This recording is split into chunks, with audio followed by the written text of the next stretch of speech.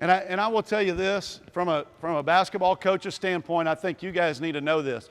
It's easier for a coach to teach a kid that has been playing man-to-man in the LTYA. If they've been playing man-to-man, it's easier for us to teach them how to play zone than it is the other way around. If they've been playing zone, they have no idea about man-to-man. So if you can think that winning is, not everything, and you want to teach them some good fundamentals, teach them man-to-man about ball side and weak side, and your kids will probably be the most educated about basketball when they get to the middle school, because at the middle school they have tryouts and they have cuts.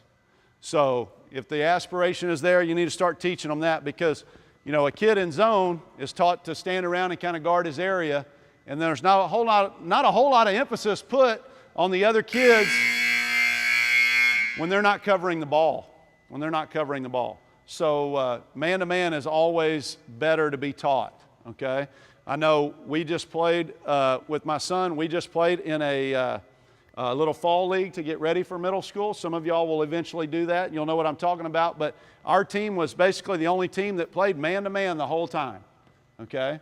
And to me, watching Lake Travis kids play man-to-man while all the other middle school groups are playing zone, I was loving it. Because our kids were learning what to do, okay? So even if they didn't do it right, they were learning.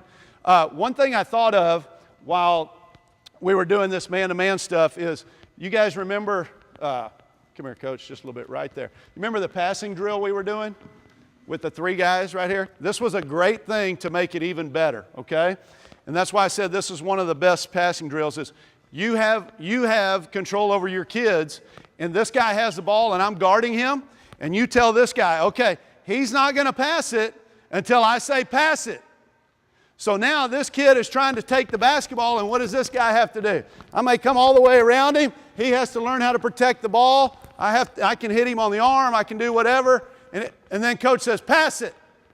And then he passes it. And now he holds it while he guards him, and he can't pass it until I say pass it. He can't pass it. So now they're working on footwork. They're working on protecting the ball, which is going to be trouble for some of your kids. They're going to put it right in front of them.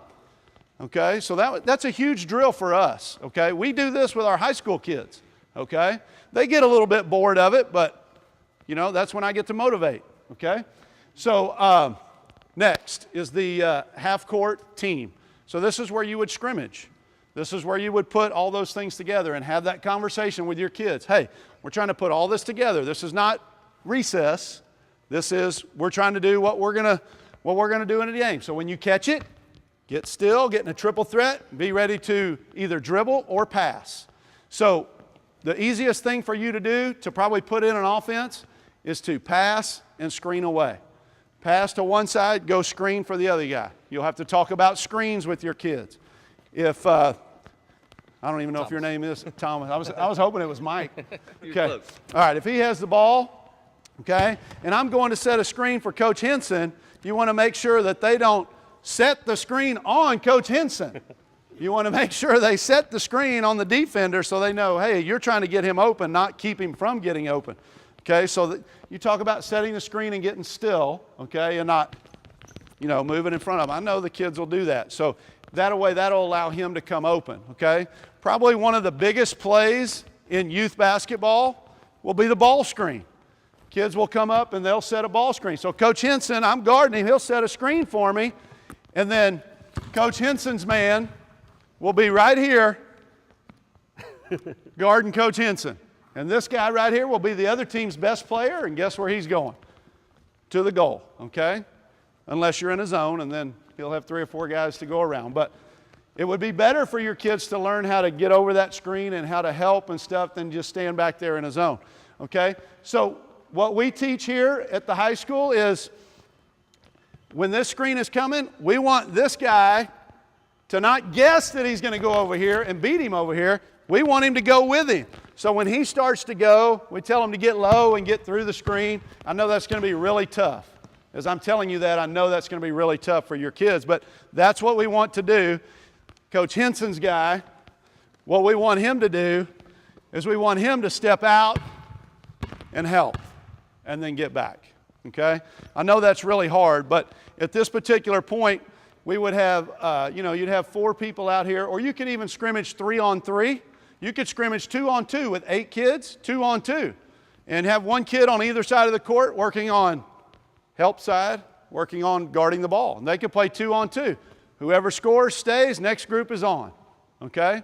And that's kind of what we would do if we were in our normal practices. We would have a progression. And I think kids go through the progression a little bit easier than just throwing them out there, okay? I know you're limited on time. I know you are. And I know you want to put in something, whether it's an inbounds play or an offense, but the best thing to do is just pass and screen away. Pass and screen away. If you get some more advanced kids on your team, then you might want to just set a ball screen at times like that. One of the things we do with 3-on-3 is we make them, coaches out here catching the pass, and once we throw it in, they have to go screen away before they can ever get to play. And so this kid catches the ball, and those 2 kids, you got to go screen away before you can score. Or I'll hold it, so I've got it, and I'll hold it until they go screen away and get somebody open, and then I pass and get it in. And so I'm the 4th player that can't score, but I'm the passer. And so as soon as they get turnover, they kick it back out to me. Another team comes on, offense goes off, defense, you can play it that way. And so I know with 8 it's kind of hard to do that, but like he said, you can do the same thing with 2-on-2. Okay? You can just be that extra 3rd person that can pass and make them work on that. So let's say these 2 kids are on your team and they're on offense. You could be the coach standing right here playing 2-on-2, all right? And you can pass the ball in, and you can also be the outlet if they get in trouble. If they need help, you can move it. Like if he dribbles baseline and stops, you can move over here and say, Coach, help. And then come over here and you can pass it here and see how the kids are moving and talk to them about that, okay? And the best thing for you to do is rather than you have your other kids, your extra kids way away from you, have them right next to you so they can hear you. Because I know if you're going at either end or you have 4 teams in a gym like this, it's going to get pretty loud. Have them right next to you, okay, for sure. Coach Canfield, you got anything you want to add to half-court team? Lindsay? No? Okay. So, and this is probably, out of your hour, because that's what they're going to spend the most of the time doing, you need to spend, 15, 20 minutes of playing and talking about that for sure. Don't forget to include things like rules around the free throw line, okay?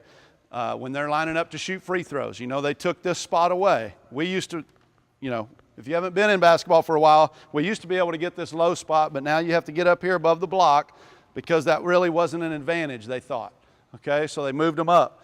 Can't get in until the ball hits the rim, teach them things like that.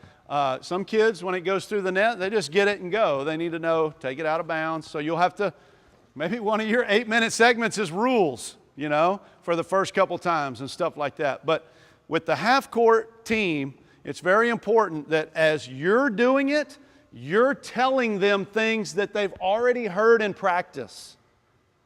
Hey, remember when we talked about triple threat? You're standing here with the ball, and you threw it, and it went completely out of bounds. And that's because when you put it right here, you can only do one thing. You're telling somebody, hey, you can only pass. Nobody's going to shoot from up there. So you've got to have those conversations about transferring what we've been doing, okay? So that's the biggest part about teaching. I know I teach, we all teach up here at the high school, and that's the biggest rewarding thing is when we see a kid take what we have taught them and use it. And that's what it's all about. So, and that probably happens every day with your kids when you teach them some things.